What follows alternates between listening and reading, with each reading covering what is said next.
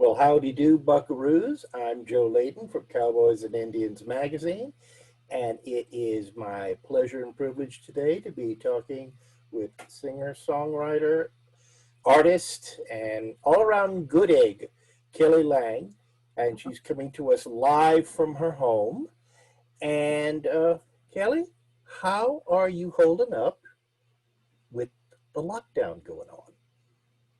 Well, you know what? We have been going so much and so fast, traveling so much around the world. I didn't realize how much we probably would enjoy the ability to stay home. Now, this is a bit much. Be careful what you ask for, as they Yeah, say. exactly. I've enjoyed it for, a period of time. We just really have not had this much time at home. So I've gotten some projects done around the house that I otherwise would not have done. But I am really getting anxious to get back on the road. I miss performing. I miss our friends, and we have been getting out a little bit, but it's different. It's just different. Well, I can imagine it must be particularly frustrating when you've got a great new album like you've got out right now, also a different kind of album, a change your pace that allows you to strut your stuff in another groove.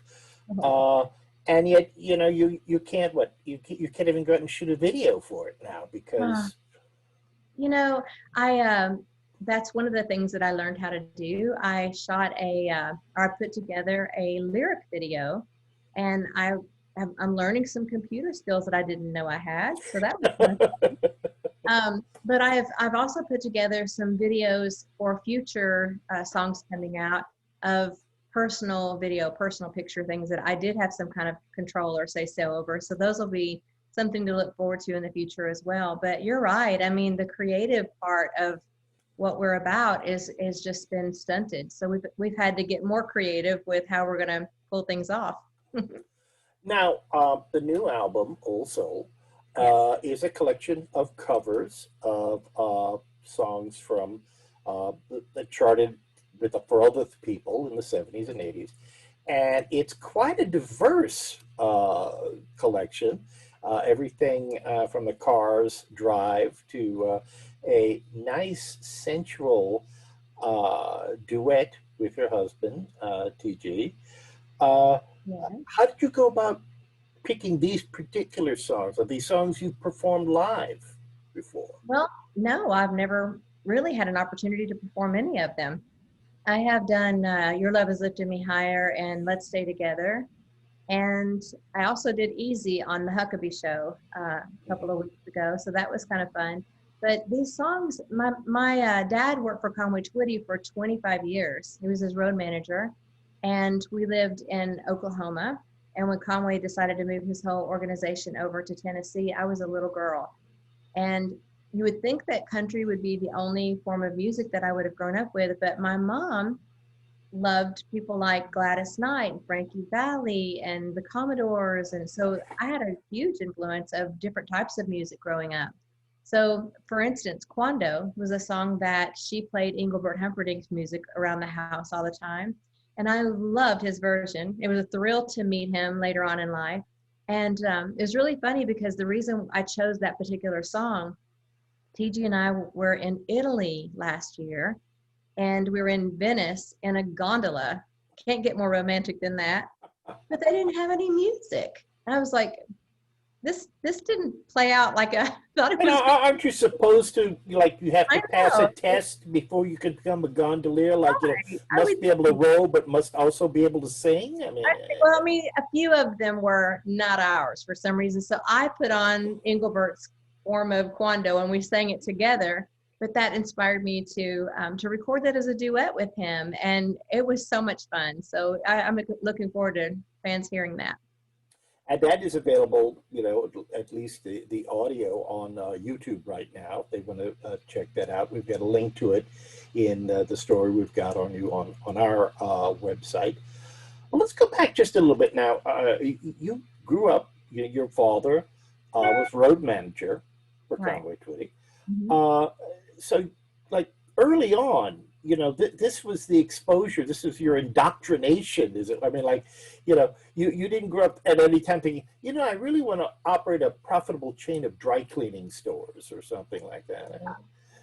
Well, strangely enough, Joe, it's funny. I naively thought that everybody's daddy worked for a superstar. Like, it just didn't dawn on me that that was anything unusual. And it was nothing unusual to have people like George Jones or Loretta Lynn or Randy Travis, or I mean, all of the above, call my parents' house asking my dad for advice. As a matter of fact, Loretta and George wrote about my father in their books, talking about what a great guy he was and how he helped them on the road. And that was just norm for me. And I showed interest in writing songs when I was 6 years old. So when we moved over to from Oklahoma to Tennessee, it was almost as if I was just placed exactly where I needed to be to further whatever goals that I had. And I was just so fortunate to have the connections, but it was not necessarily in my favor. You would think that that would just be a shoe-in, it was quite the opposite. It was, oh, don't give that opportunity to her. She's got too many opportunities. Or, oh, Conway probably did that for her. Not so. Conway didn't even know I sang for years. I didn't tell anybody. I was just trying to really make it on my own. I was really trying to make my own name and not use any of the opportunities, that were at hand. So making it harder on myself, but it makes it much more appreciated. And I think it gave me a little bit more of a backbone to be more aggressive on my own. Looking back, do you remember a specific moment, whether on concert stage or in the recording studio or whenever, where it sort of clicked in your head, yeah, I could make a living at this? Well, if you go into the music industry thinking you're going to make a living, you are going to be sourly. Okay, let me put it another way. Do you remember the moment where you thought, I could devote my life to this? You know what? It was really funny. There was never a plan B for me. I began this, and I had some life kicks in. You have a child, or you think, oh, I got to grow up here. I tried to venture off and do some things like real estate. I love real estate. As a matter of fact, the only reason I got my license was to flip homes. I love to do things like that and remodel and things like that. But so you'll have your own video show? I mean, your own cable show sometime, flipping houses with Kelly Lane. I'm not kidding. TG and I love to do that. We take homes and we can see visions of what we want them to be. And people are like, oh, you've got to be kidding, but it's really been fun for us. But that would have been that and cosmetology probably would have been the only other things that I would have been interested in. But really, music was plan A all along. And, there's been some lean years that I thought, oh, what am I doing? I shouldn't. But then there's a really good thing when Ascension commercials kick in and they want my song from 16 years ago that I wrote. So having a good year. Isn't that what in Nashville they call mailbox money? That's what they call it. Now, you've also established yourself as a songwriter, writing songs, not only for yourself, but for other people. How difficult is it to write for another performer? Difficult is it to write in another person's language, in another person's voice? That's a really great question, Joe. I am the type of writer that I enjoy writing from inspiration most. Like if I'm asleep and I wake up and I'm like, I hear a melody coming or lyrics coming, those are my most favorite types to write. But I have on occasion made an appointment and showed up at 3:00 and we're going to write a song.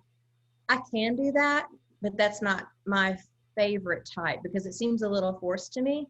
But one of my favorite eras of my life that I was ever able to be a part of was when Lori Morgan and Mark Oliverius, her keyboard player, asked me to join them every week for about a year. And we had a scheduled appointment. And basically, Joe, we were just writing Lori's life. It was almost like the tapestry of her life woven into song. And she's had a very challenging, colorful, fun, dramatic life. And it was rather easy for us to write together because I knew her so well. But that's the only other person that I think it would gel like that, because we're nothing alike and yet we're sisters, if that makes any sense. I'm the one that goes, you shouldn't do that. And she's like, yes, we can. So she challenged me and yet trusted me with her story. And it was a blast. We had a really great time. So I can do both. I would prefer that when the songs come to me, it makes it more fun for me to write. Mhm. Now, you and I have at least one thing in common. We're both cancer survivors. I didn't know And, you, Joe. well, I'm too mean to kill, I guess. I don't know. But something like that, when you get over that, I used to have a T-shirt I designed, I fought cancer, cancer lost. And, Oh, that.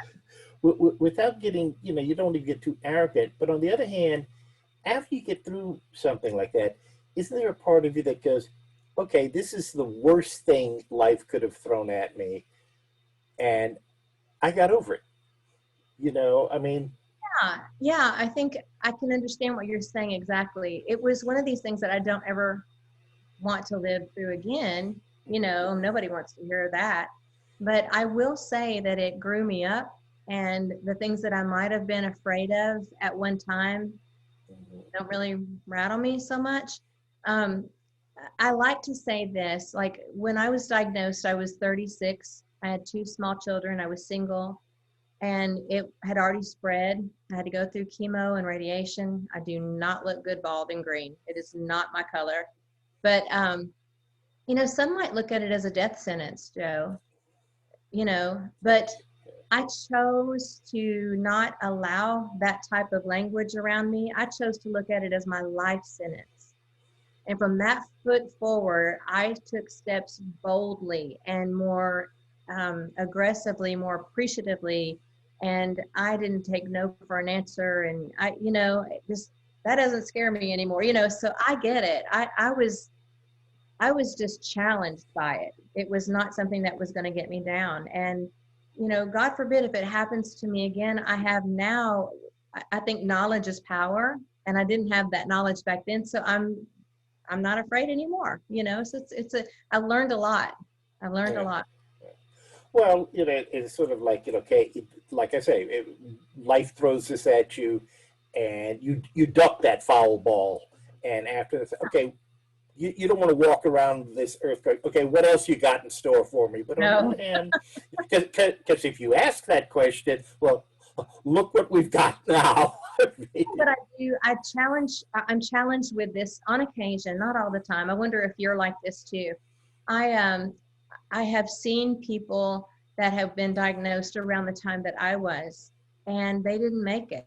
Yeah, And then I feel guilty about that. I think it's like survivor's guilt is what I've heard that it's called. Have you ever yes. dealt with that? Oh yes, oh yes. Right. I went through radiation, Yeah. and I can remember, every so often, you'd go to your dressing room and you'd nod at somebody or you'd wave, and I've often thought I ought to try to look these people up. We have a reunion. I thought, oh no, maybe they all didn't make it, No. and Well, a girl that I used to walk at the YMCA, or I would see her walking at the same time that I did, um, she didn't show up. The next week, maybe next 2 weeks, and I realized she had passed. I will tell you this though, every time I go to an oncology appointment or even any hospital or anything, then I recognize that look, mhm, the look. And I silently pray for each and every one of them as I walk by. I don't want to intrude in their lives in any yeah. way, but it makes me more sensitive and more, I don't know. I'm a nicer person because of it, maybe. I don't know. Well, getting back to the album now, if you were able to go on tour right now, what do you think would be? I'm not saying, and I'm not going to ask you what's your favorite song. That'd be like asking, who's your favorite child? Oh, I can But tell.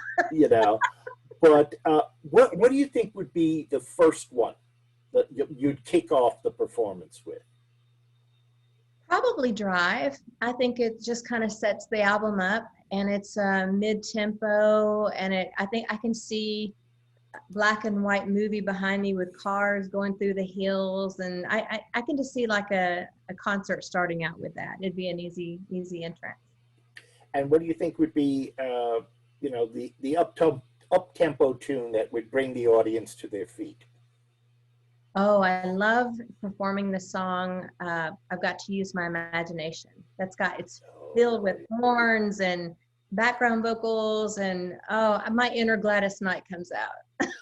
yeah. That may have been related to her at some point. I don't know. Well, now, you blessed, if we can use that term in this particular context, but you're doing the lockdown with somebody who's in your field and Yes, and understands how frustrating it can be, like you're home and you really want to go out and sing, you really want to go out and perform, you do this. Uh, do you and TJ talk about this a lot? The idea that, in a way, again, you're blessed with a wonderful partner who's simpatico, who can empathize. But on the other hand, do you talk about, oh, I wish, we would be starting the show tonight in Omaha or something if it hadn't been for funny that this. you say that. We talk about it often. As a matter of fact, our last concerts that we did, we don't work together very often. You think that we would, but in particular, the last two concerts that we did were in Texas, and I wouldn't take anything for those. And we both have said, if we were never able to perform again, that we're so grateful that those are the ones that we went out on. But Mhm. in the meantime, he's got things that he's looking forward to within the project that he has out now that he's going to progress with, that he might not have taken the time to do otherwise. And the thing I love about being with him, Joe, is that he has had, and we're talking about T.G. Shepherd here, and Right there. he's had 21 number one hits. He got to a place in his life where nothing was wowing him anymore. Nothing was as exciting to him as it was the first go around. But he's made such kind comments to me, like he's able to relive his excitement through things that I'm able to do for the first time, maybe. And like, for instance,